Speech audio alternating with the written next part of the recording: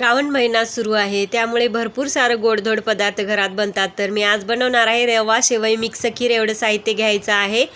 आणि आता कढई घेतली, गरम केली. गरम झाल्यानंतर त्यामध्ये तूप घालायचं आहे. तूप गरम झालं की खडे मसाले घालायचे. त्यामध्ये लवंग, मिरी, दालचिनीचा तुकडा, खिरीच्या क्वांटिटीनुसार हे कमी जास्त करू शकता. गरम मसाले घालून परतून घ्यायचं. परतल्यानंतर त्यामध्ये रवा घालायचा. रवासुद्धा छान परतून घ्यायचा. परतल्यानंतर शेवया घालायच्या. ह्या हातछाप रोस्टेड शेवया आहेत, त्यामुळे खीर खूप छान बनते. मी ह्याच वापरते. शेवयासुद्धा छान परतायच्या. त्यामध्येच कट केलेले ड्रायफ्रूट घालायचे. ड्रायफ्रूटसुद्धा छान परतून घ्यायचे आहेत. हे सर्व साहित्य परतल्यानंतर त्यामध्ये दूध घालायचं.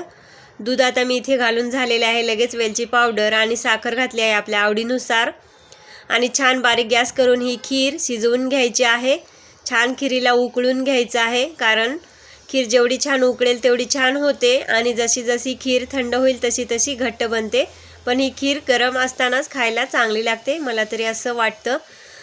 चला मंडळी, अशी तुम्हीसुद्धा करून बघा. चॅनलवर नवीन असाल सबस्क्राईब करा. व्हिडिओ आवडल्यास लाईक करा. नवीन यूट्यूबरला